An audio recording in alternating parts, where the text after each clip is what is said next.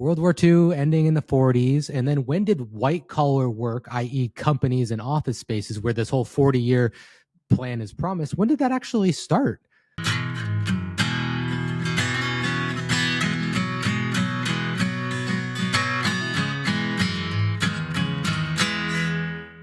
Hey, welcome to 10X Your Team with Cam and Otis. We're a father-son leadership podcast where we talk with other lifelong learners about making an impact and solving big problems, like remembering to read. And then here's the big problem. I had a moment of panic just then on the computer because I do the Apple thing, and I brought my script up because I still screw it up as I proved in the last episode. When I do it from memory, I brought it up to read it, and then the screen did that. Here's all the things you have open. Momentary. You gotta go Windows. Yeah. Oh my goodness. Come on, Dad. I know that's a tough subject. But I was going to say, and Kyle, you might agree with this one. You put your screen up against a wall, and you tape the intro, or in my case, outro, up right behind it. Come on. Simple stuff. Doesn't have to be technology. Pen and paper in 2024? Come on now.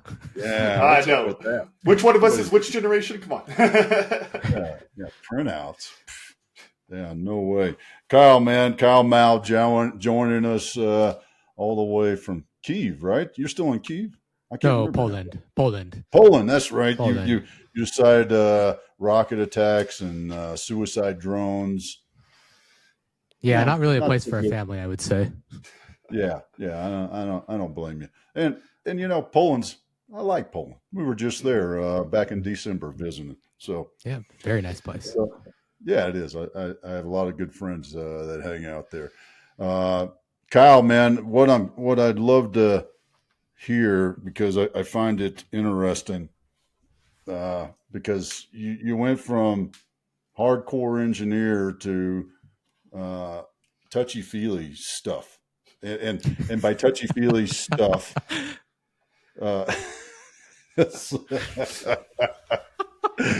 yeah, folks, if you're listening in the truck right now, be sure to go back to YouTube when you get home and watch this part. All right. Oh boy. But it really, I did the engineering thing. I got a piece of paper that says that. And then I moved away from that too, but not into the touchy-feely stuff. Dealing with I think people. You better elaborate what touchy-feely is. Yeah. That's what I am, Kyle. I'm like, I'm waiting for him to land this plane. We're holding on coming around, folks. It's coming around. Now. When I think of these two things, they fall into that touchy-feely thing. People, dealing with people. You got to be nice to people, right? As an engineer, you can go head down on a project and design. You don't have to talk to anybody. And then the other one, and this is the one that kind of makes me smile, is olive oil. I mean, nobody thinks of olive oil as a cut and dry process.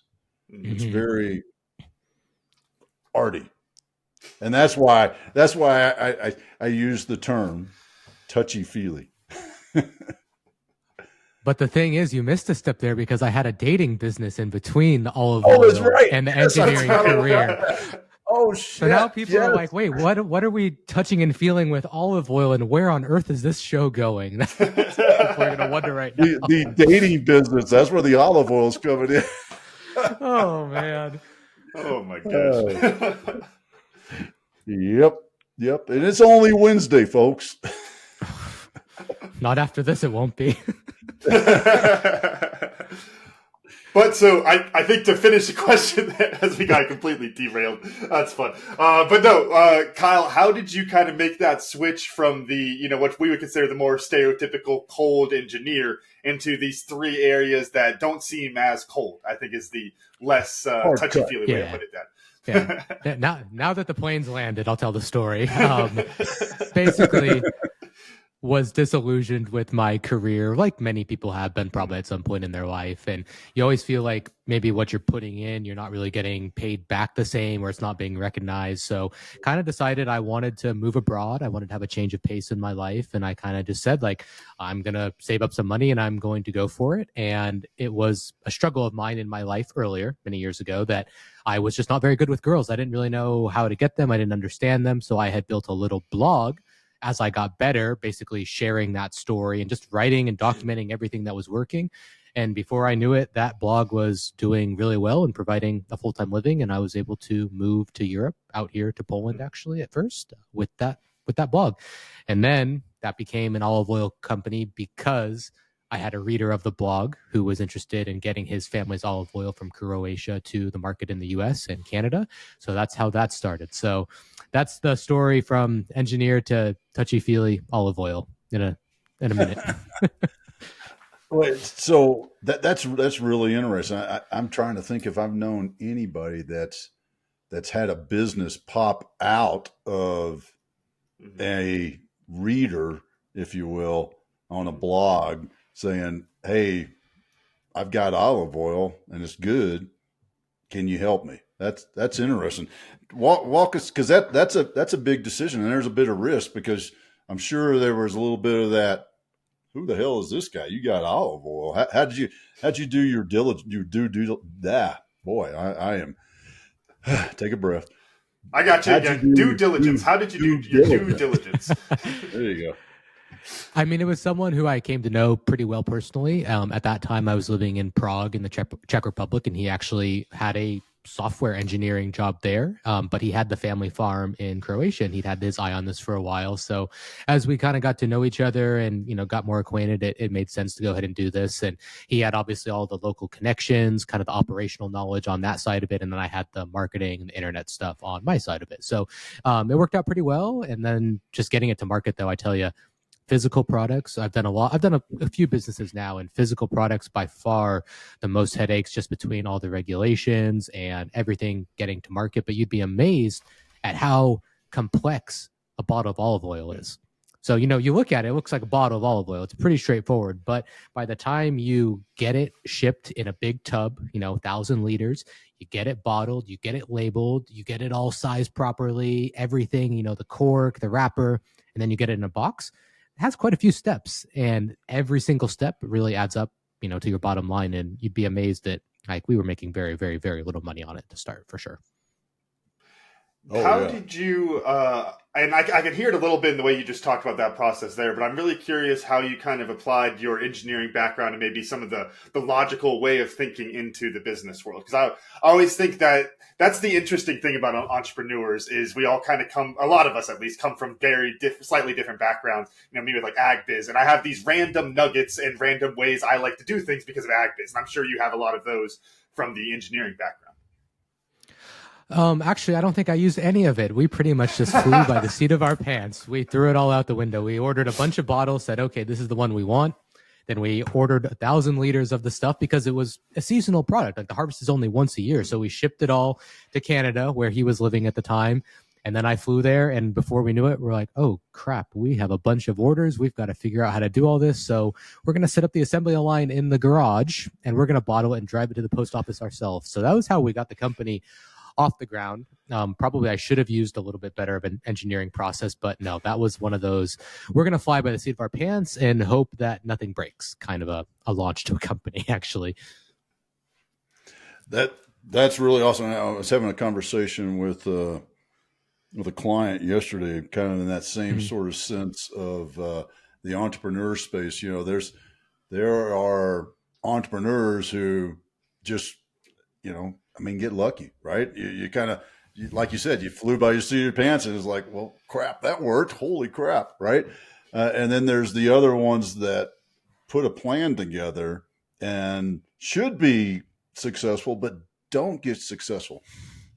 How did you, when it started to become successful, how did you shift into true business mind? And we can stay with the olive oil if you want, or jump into one of your other businesses, because when you started to do business as opposed to, let's try this, that shift in mindset. I think you bring up a really good point there, actually, just because a lot of entrepreneurs who you'll talk to, I guarantee that for every major success they've had, they probably had 10 failures. So it's almost a balance of trying stuff and letting it fly and hoping it works out versus planning too much and getting in your own head. Because as soon as you're in your own head and you're just paralyzed because there's so much, that's when you stop doing anything, you stop innovating, and you stop pushing stuff out to the market. So I think it's really a good balancing act. And that's like a really good point that a lot of people will say, you should have these processes, but you sometimes need to be flexible and be willing to let stuff go just so you can get it out there. I always tell my team, out there and 90% good is a lot better than 99% good, but not out there. And I think that's really, really true, except for some things like cars and planes. Probably want those to be pretty much 100% perfect before they're out there. But I think for a lot of things, Boeing, you want to be a little bit flexible. You hear that, Boeing? Yeah. Yeah. Oh, we don't want to go down that road. Yeah. Oh no. Talk about landing planes. Or not. With that, in that same vein though, Kyle, could you talk some about how you kind of made the shift inside of specifically the olive oil business? Because I think that's the interesting piece there of you reach a certain point where you kind of, I think this is kind of what you're getting at, Dad, of you go from entrepreneur to business a little bit. Like I always love to joke of like, I was the C+ student. It makes me a really good entrepreneur. It does not make me great at business because I'm not great at any of these different things. I'm good at kind of hitting all the different stuff there. Could you talk some about building that business and kind of reaching that point where maybe it's not the 99% plan, you're already going, but you're starting to build in more of those components there?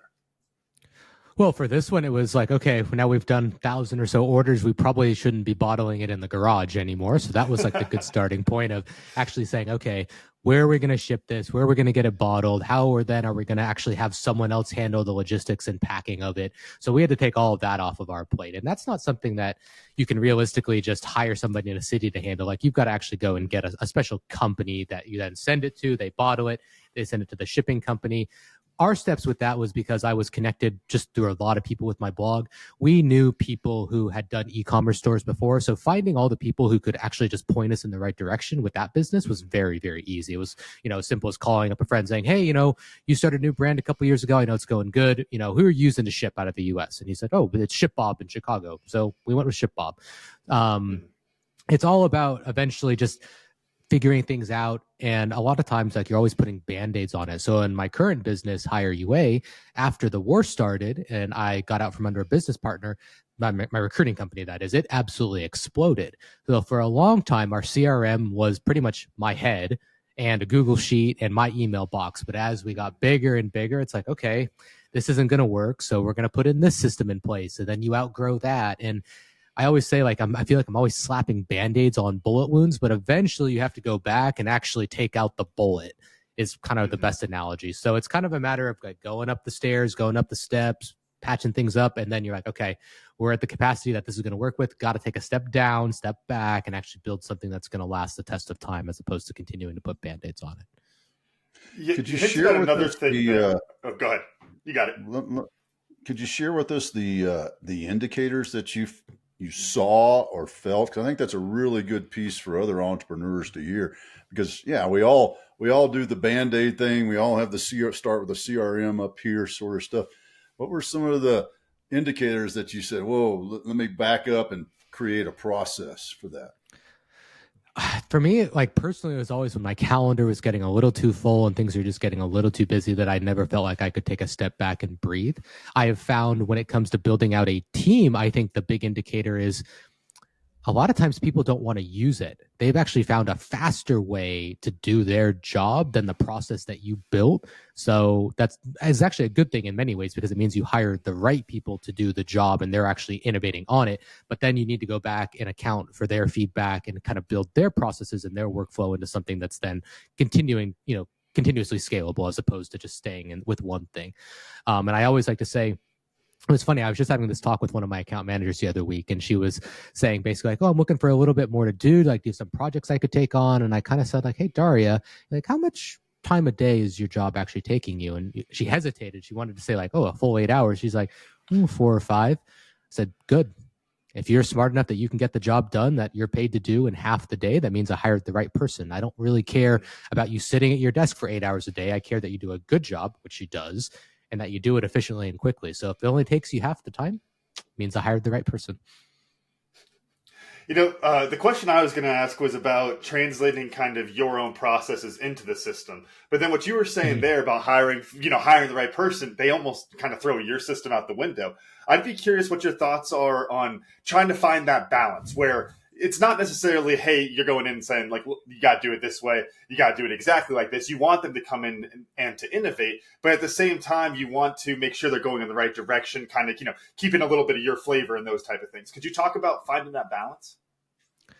I always like to say, like, I want to be the dumbest person at my company. To me, that's the dream job. I want to be the dumbest person there. I want to hire everyone who's smarter than me, and they can do a better job than I can. And I think the thing is, to answer your question in all seriousness, it's about getting the right parts of what has made your company and your culture good and kind of infusing it with their ideas. So, we're looking at new CRMs right now, and they're giving me feedback like, this is unnecessarily complex for what we need to do. We need something a little bit better. Here's what we think it can be, but we don't need to be going all the way. This is going to be too much for our workflow and what we do. And I think the real way to get this is to not punish mistakes, and is to encourage people to innovate and to allow them to make mistakes. And I think that's a big part of the problem. Is a lot of people in a lot of corporations are very fearful, because if they screw something up badly, they could be fired. I'd rather have someone who's willing to take a chance and do something a little bit ballsy and then not punish them versus, always just hovering over someone's shoulder ready to crack the whip.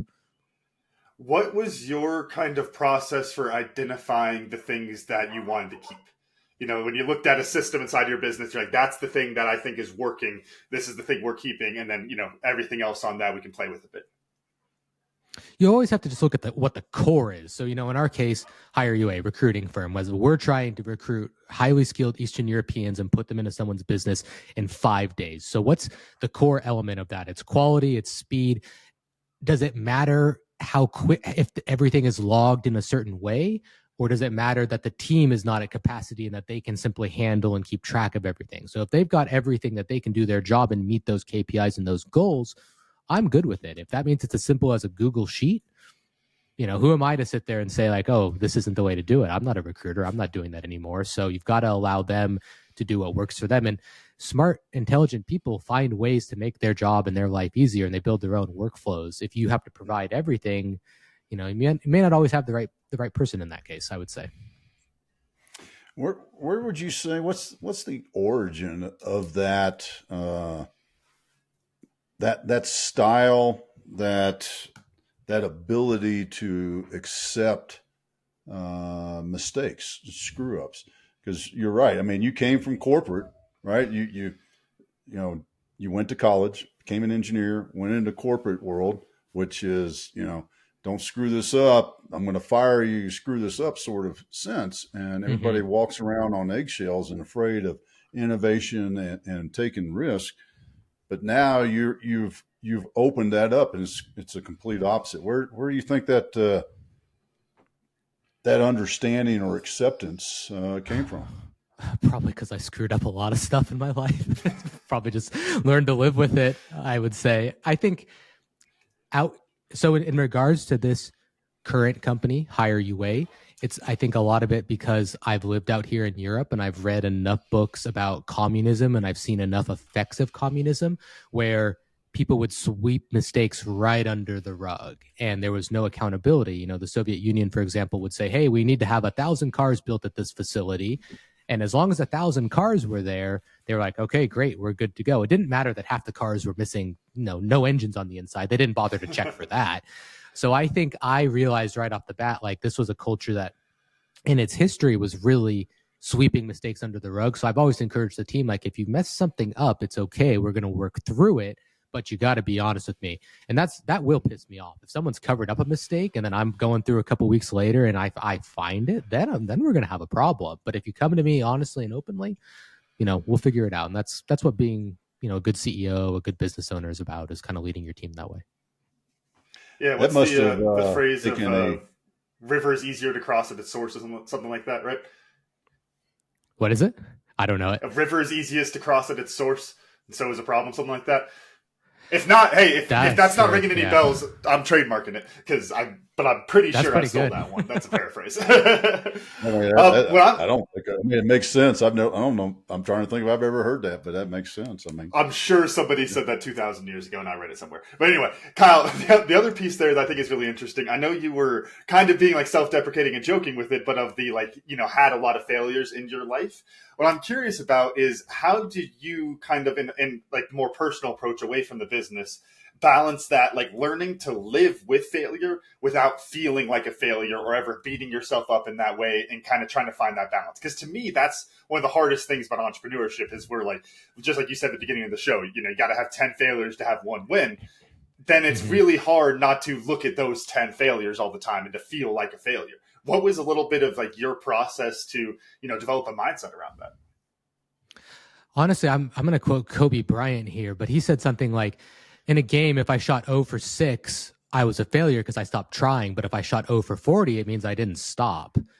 And I'm like, okay, 0 for 40 is still pretty bad there, but it actually makes a lot of sense. I think I've always I've gone through enough crap in my life that I was able to just put stuff behind it. And, when you've gone through stuff, we talked about it briefly earlier that I used to live in Ukraine. So, I've left when the war started and had to spend 4 days with a pregnant wife crossing the border. So when you look at like those stories in life, some stuff is just a lot smaller. And there's so few things in the world you can actually control that it's just not worth beating yourself up over stupid mistakes. I've read somewhere that you put your life in the hands of like 2,000 other people a day, between food deliveries and drivers on the road and doctors. You put your hands in the life of so many people. So like, what's the point of really worrying about a mistake that someone's made with a client? It's just not worth it. There's much bigger fish to fry. And what I'm thinking, and it's reminding me of the number of folks that I've worked with, Eastern European, Eastern Bloc, former communist, former Soviet bloc, and particularly the guys that were my peers and how they were brought up and changing that culture. Have you seen a shift in the younger generation, if you will? I guess the Gen Z, is that what Gen Z, right, Camden? Is that what you are? Yeah, kind of. Yeah. I'm on the line. So I claim millennial when I want to be with my millennials, and I claim Gen Z when I want to feel special. But yeah, Gen Z is the young ones right now. And then Alpha would be the one after, if I got that right. Oh, okay. That makes sense. We go back to A after Z, right? I guess so. Anyway, have you seen that shift happen in the culture of a younger generation? Yeah, I would say it's probably going up to the millennials, probably to people a few years older than me, around 40, where there was a definite shift. And even if we just like talk about my direct family, there's huge gaps between, say, like my wife and her grandma and, even her parents to a certain extent, I would say, just culturally. But definitely the younger generation has grown up more on Western media, and that's certainly not always good. It definitely has its pitfalls as well, but they're more open to learning English. They're more open to like a Western business sense, which is generally a net positive. And yeah, the culture has definitely shifted. I know you said you were in Poland last year, but I think, did you spend time here like a long time ago too, if I recall? Yeah, 20 some odd years ago. 30 years ago. God. You would think you walked into a time machine. I promise you. I mean, I'm sure you did last year. It's just totally different world than it was 20, 30 years ago, I'm sure. Oh yeah. And even, Warsaw, just downtown Warsaw looked completely different when I was there. I'm sure. The wall had maybe 10 years or so without doing the math. It still looked like communist. I mean, everything was concrete gray. And now they've got skyscrapers, high rises, and everything. Yeah. What have you been able to take, and I don't know what's coming to my mind, and I want to say take advantage of that. It makes it sound like negative, like you're being the dirty American, carpetbagger sort of thing. Yeah. But in that sense of that shift and change, how has that been an advantage for you with the business? Well, I always like to say, some people in America will say, oh, you're taking jobs overseas, you're so bad, et cetera. And I kind of say, I don't think me hiring 20 people is really making that much of a difference, but you might want to talk to the guy in the Senate or in the House who shipped 100,000 jobs overseas. That seems like the guy you should start with instead of me, but that's just my opinion. I would say it's been a huge step as far as just being able to put good, enthusiastic people into Western businesses. So, we're also helping Western businesses who are dealing with millennials like myself and Cam and Gen Z who just want to eat avocado toast and not work at all. So we're putting good people who can actually, who want to work hard into their businesses and at a good cost as well for them, because it's expensive in the States for sure if you want to hire somebody locally. There's something, and this might be an interesting question. It might not. You might be like, I don't know what you're talking about here. But talking about the kind of development of the business culture there, like kind of the entrepreneurial culture, like you're talking about, and that kind of desire towards, like, I guess, like the Western business model in some ways.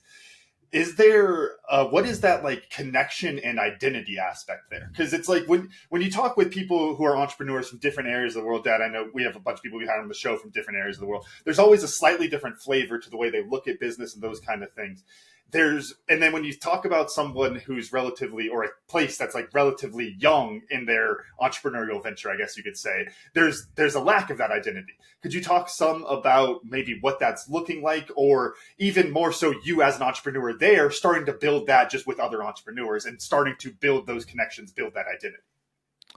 I would say the big thing here is that it's not always the customer's right. There's definitely, and I'm in agreement with that. The client's not always right, but there's some cases out here where it's just like, no, you're not right. We don't agree. And we have absolutely no open discourse about this at all. So sometimes it's not really quite as up to date. It's slower for sure at times, like going to restaurants sometimes, you've really got to flag that check down. So it's maybe not quite as quick, but on the other side, they're not rushing you out the door, as you're finishing your last bite. It's not like, oh, here's the check whenever you're ready. So those are kind of the main differences I would say that jump out at me as far as business sense. I would say there's more loyalty too. I would say if people have a company they like and are enjoying the job and see the opportunity for growth, there's a little less hopping than you would in the States. Because I think that's kind of the thing now is everyone's told, go work somewhere 2 years, take the next promotion, jump. Like no one in the States is staying at a company for 30 years anymore. I haven't heard that in a long time. So I think those are like the three main differences that stand out right away. It's interesting you say that. I'll validate your assumption on the 2-year thing. I was at a local business breakfast here, and that was one of the panelists, CEO of a firm here in town. He had a guy that he really thought, man, this is a great hire. I see this guy, the next 10 years, and he would have his the CEO had his quarterly breakfast with him, and all these sort of things, and developing this guy right out of college. And at the 2-year mark, the guy literally came in and said, hey, I've really enjoyed my time here. It's time for me to move on. And it was just, and the reason was, he asked him, so why are you leaving? Oh, well, it's a great company, great culture. I really enjoyed it. I got a lot out of it, but I'm 2 years, and 2 years I'm supposed to move on. And so that's really interesting that you're hearing the exact same thing going on, but the culture with the I don't know if I want to say, I guess I'd quantify it more in the Eastern European culture, hasn't hit that phase of 2-year job hopping. Is that what you're picking up? I think less so for sure. Definitely. I got a question, and I'll throw it to you first, Kyle, and then Dad, maybe you can follow up, because I think it's an interesting thing here. Dad, you always say in the intro, talking about big problems. There's this interesting thing there where the reason that people don't do the 30-year at the job anymore is because people got screwed doing that. The younger generation sees people who dedicated their life to a company and didn't get crap for it, type of thing. No golden watches or whatever those other old school things are. But then there's definitely the overcorrection of every 2 years is freaking ridiculous. that's kind of crazy to be bouncing around like that. And it's not good for the organizations because that's hard to plug people in. You're going to, there's lots of lost productivity in that kind of a sense. And then even for people, switching around that much might not be that great of a thing. So it's like we kind of have these two ends of the spectrum there. Where do you think we can kind of find that middle piece there, where either it's something we do as a business to try to take care of people in the right way that they want to stay longer, or we get more used to people leaving and we just build our systems around that? I don't know. What are your thoughts there, Kyle, trying to, solve this a little bit? Well, I just had this thought that, the whole work 40, 50 years at a company thing, like, where did that even start? Because if we kind of backtrack, World War II ending in the 40s, and then when did white collar work, i.e. companies and office spaces where this whole 40-year plan is promised, when did that actually start?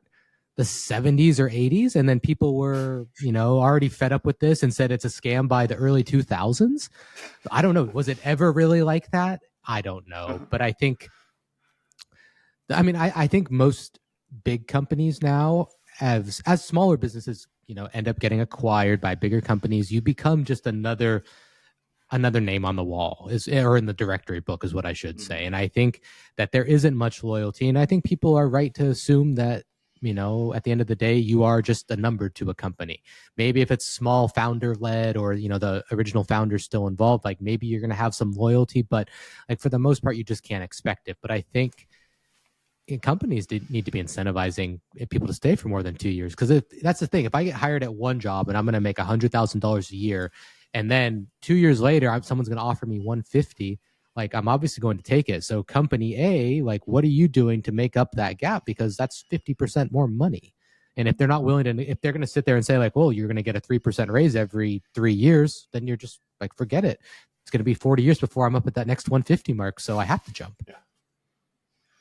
Yeah, that's so true. And I had a lot of peers when I was in that industry, and that's what they did. We used to jokingly refer to them as Beltway bandits, as in the Beltway around the DC area. They were, and we're not talking about Gen Zers. We're talking about my generation. They would work at, Raytheon or Boeing or you name a mid cap business, and they'd be there for 2 years, and somebody would like what they did and do just what you said, jump their salary from 100 to 150, and a cost of living raise ain't going to keep up with that. No, it's not even close.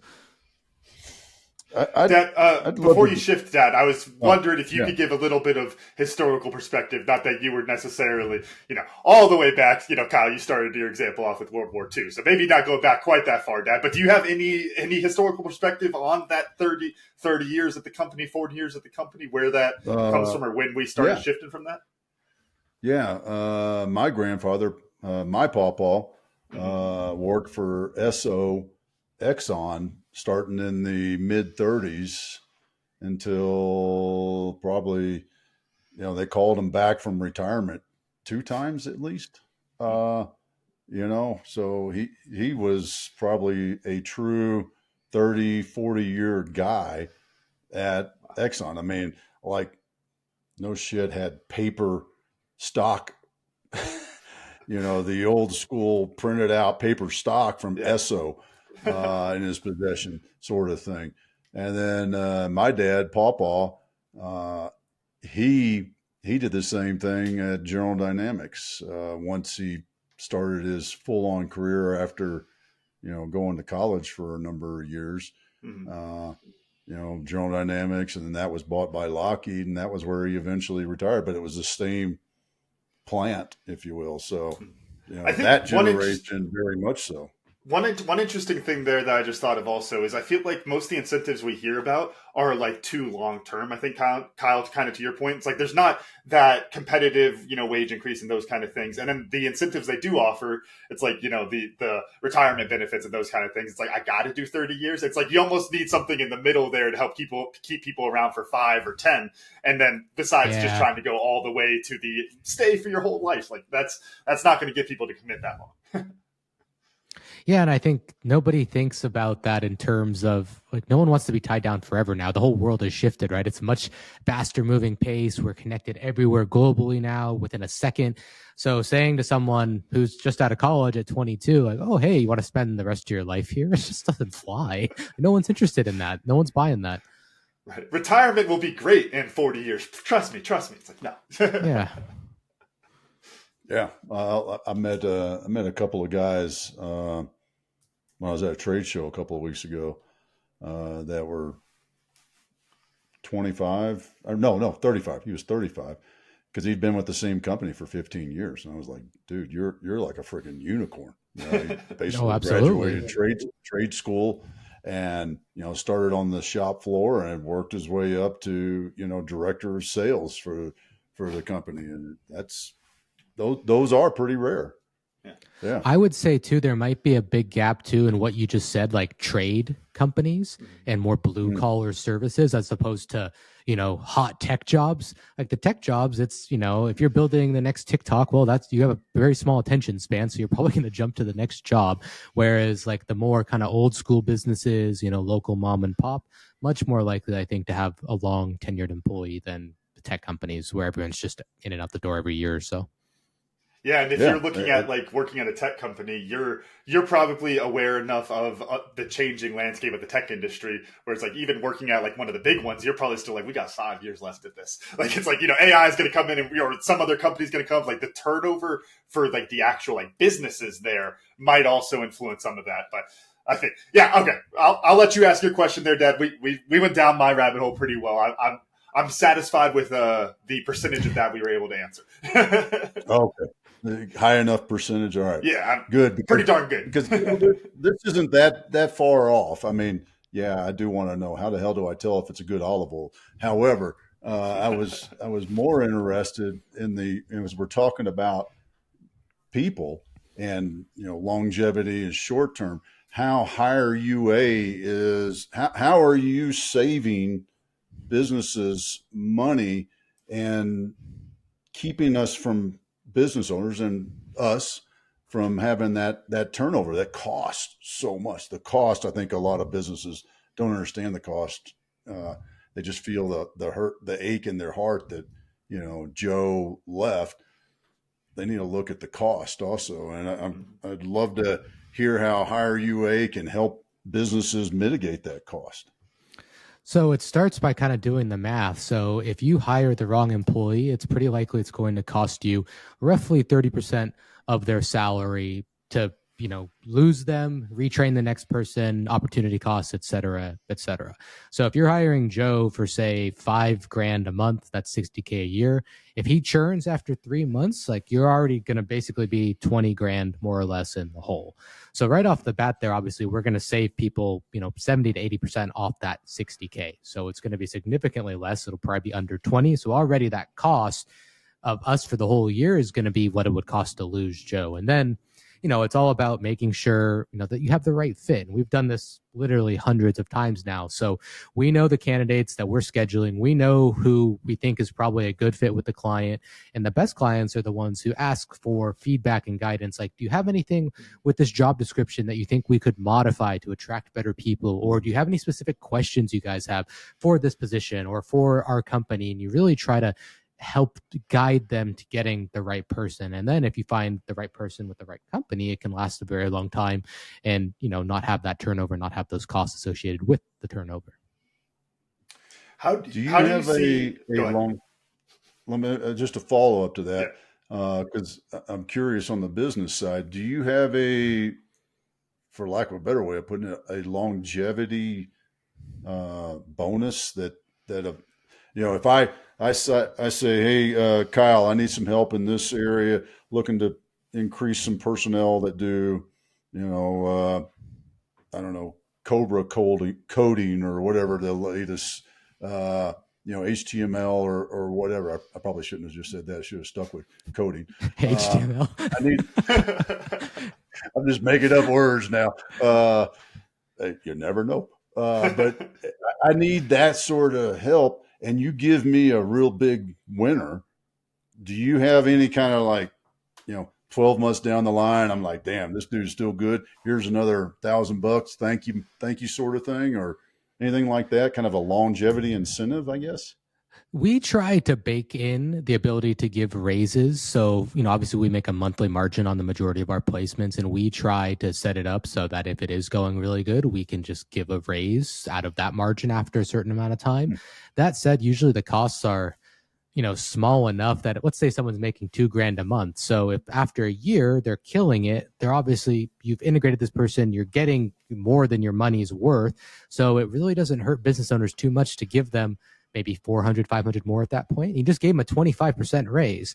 And as we talked about earlier, most people in the States are getting 2 to 3% every couple of years. So when you're like, oh, well, my $2,000 a month employee is probably worth 10 or 12,000. It's not really a big deal to give them 2,500. You just gave them a 25% raise. You hardly noticed, and they're thrilled.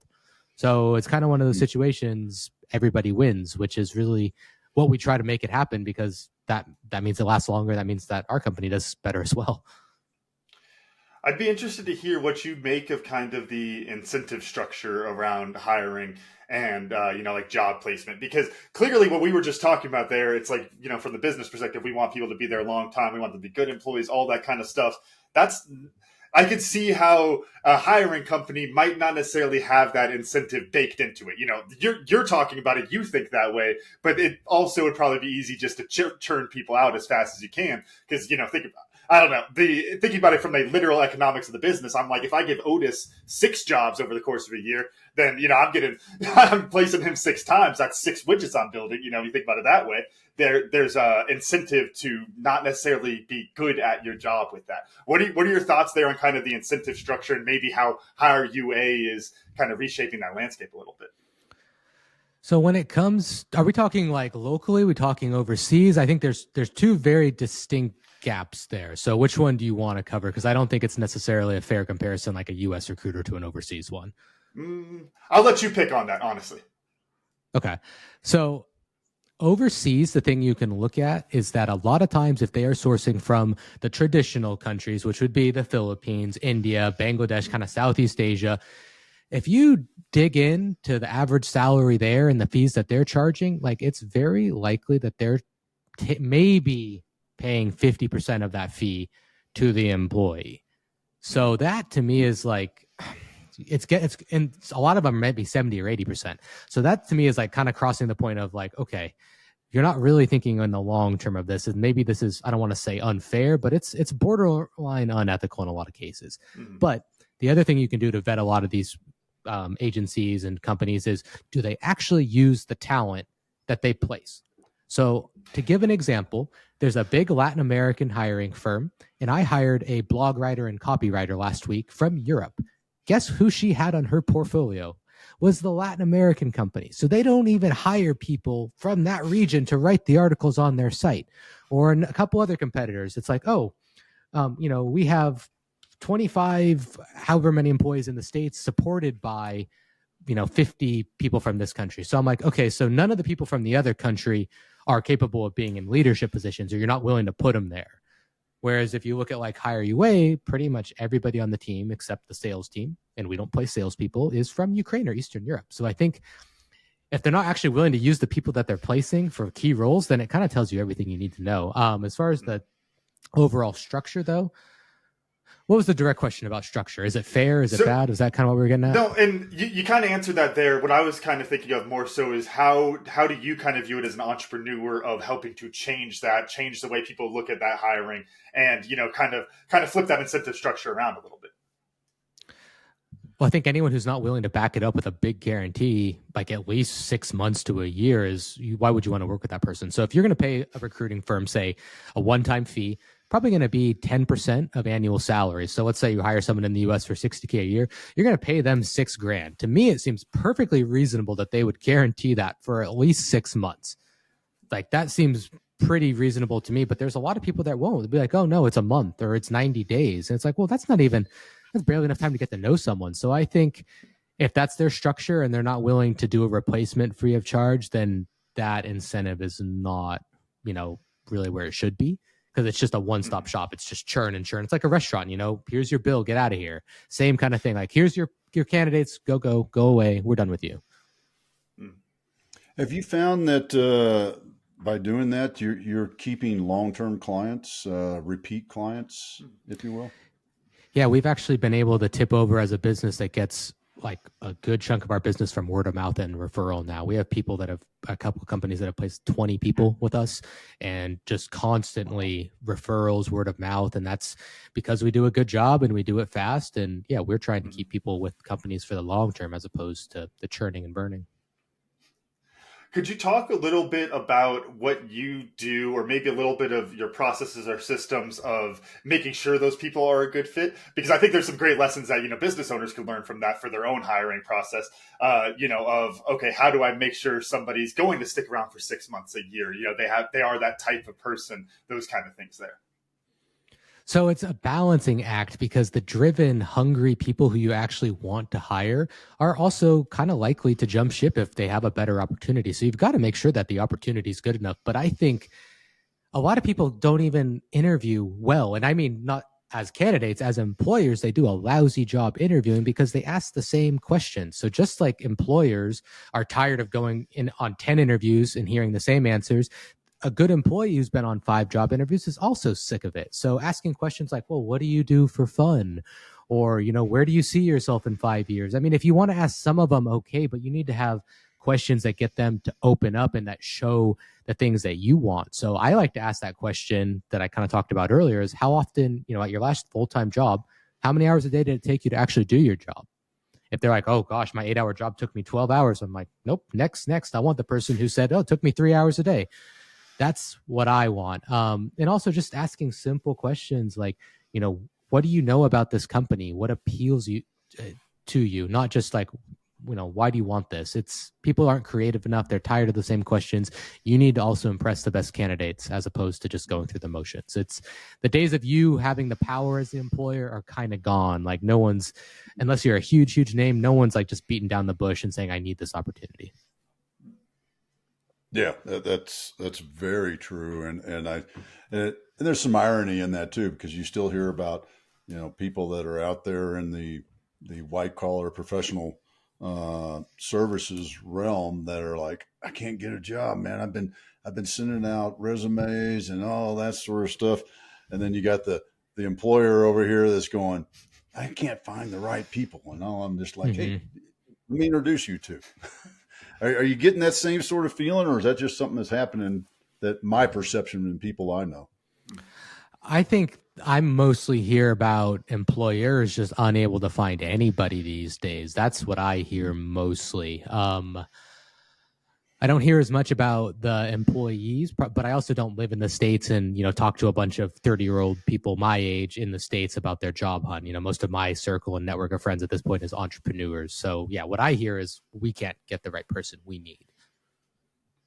Yeah. Well, and that's true. Miss Suzanne has that problem with her business on a recurring basis. Mm-hmm. And I think just to put one more kind of piece tying that together there, because Kyle, you were just talking about this, that kind of from the hiring perspective, that the employer has the responsibility too of updating their process.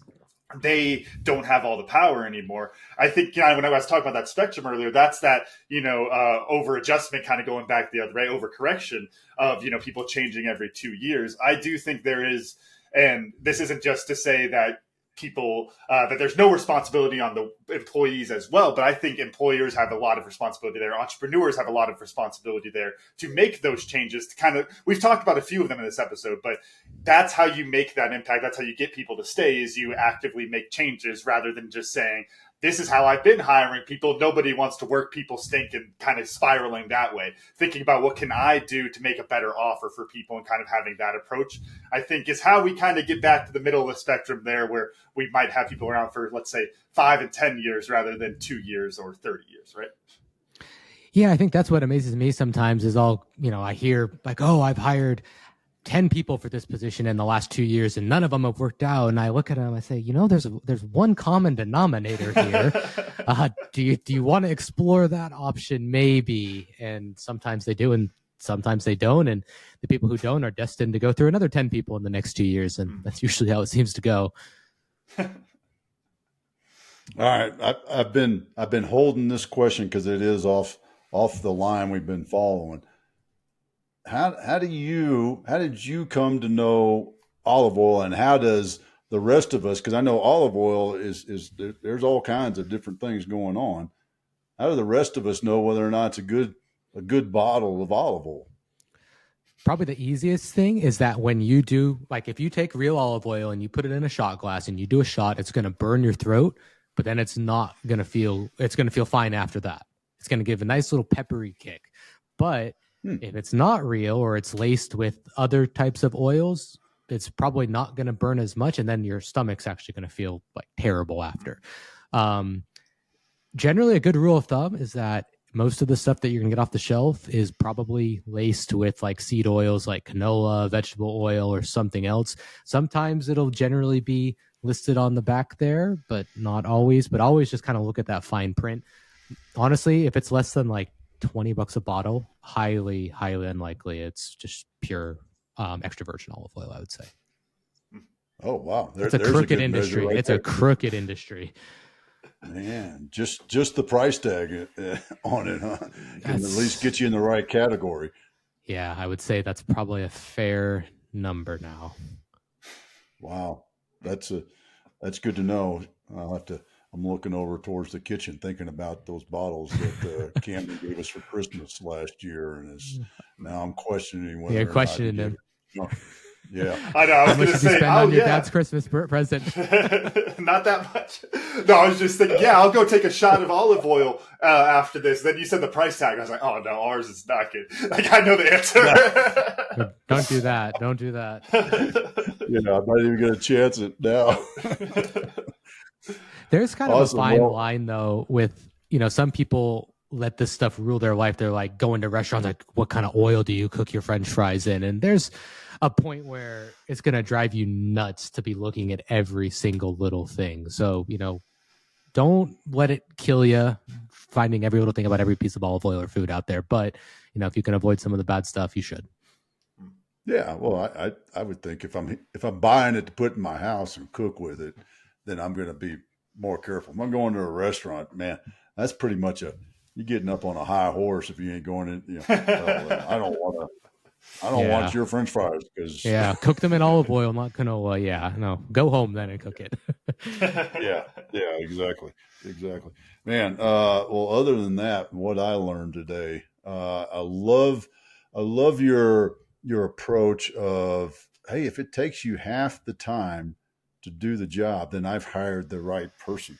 Camden and I have been talking about that same thing for about the last week or so of, is the 40-hour work week, the 8-hour time clock really the way to go? And I like that idea of, hey man, if you can get the job done in 4 hours, then get it done in 4 hours, and it meets the standards and it exceeds the standards, that's even better. So I think that's a great approach. Camden, what'd you learn? I got two real quick because I had one that I was going to say earlier, but then just there talking about olive oil, I got to say, Kyle, I don't know if this is intentional, but the use of the word laced makes me way more concerned about what's in my olive oil than saying watered down. Like, I don't know if that was intentional, a little bit of marketing or messaging stuff there, but I'm like, oh, it's laced? It's laced with canola oil? That sounds poisonous. Like, things get laced with fentanyl. You know what I mean? Like, I think actually... Yeah. For a while, we did say, what was the word you just used? I was saying laced and then watered down. We used to say watered down. I don't know why I said laced. It just kind of came to me. It's much scarier, so that's what you're going for. But no, the other thing I had written down was just to make sure they use their own products, whether it's olive oil or hiring or whatever it is. All the social media giants that don't let their kids on Facebook and those kind of things, like might tell you a little bit about what the product is and how they feel about their product. So make sure people use their own products. That's a good, awesome. Well said. Yeah, Kyle, how about turn, you, right? Man? What'd you learn?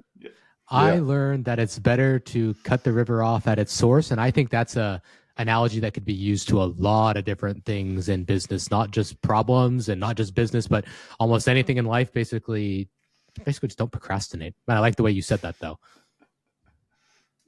Yeah, you should trademark that. Yeah. And I'm going to Google as soon as we're done here, and it's going to pop. It's going to be like a Marcus Aurelius. It's going to be somebody I read all the time, I'm sure. Yeah.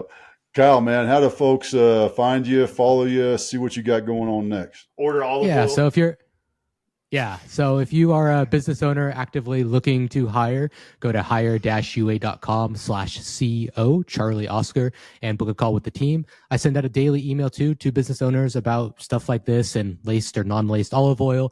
And then if you want to audit your time and kind of figure out where your time is going, there's a time audit matrix on there as well. And then the olive oil company is at seloolive.com, SELO olive. And it's not laced, but I'm gonna copyright that. Non-laced olive oil. There you go, man. There's a new tagline on your bottles, right? Yep. We could get very Kyle, creative with the imaging on that. Oh, yeah. Kyle, man, it's been a great pleasure having you here. We really appreciate you taking the time out of your day to share it with us. Thank you guys for having me, and I think we landed the plane, so it was fun. See you next time. Awesome. Cam, run us out. All right. Thank y'all for listening to today's episode of 10X Your Team with Cam and Otis, and a special thanks to our guest, Kyle Mao, for joining us today. Remember, you can watch full episodes of the show on YouTube at 10X Your Team. And if you enjoyed today's episode, please make sure to pass along to other lifelong learners in your tribe so they can enjoy it too. Follow us on Facebook, Instagram, and LinkedIn. As always, the full archive of episodes available at www.10xyourteam.net. Thanks again. We'll see y'all next time.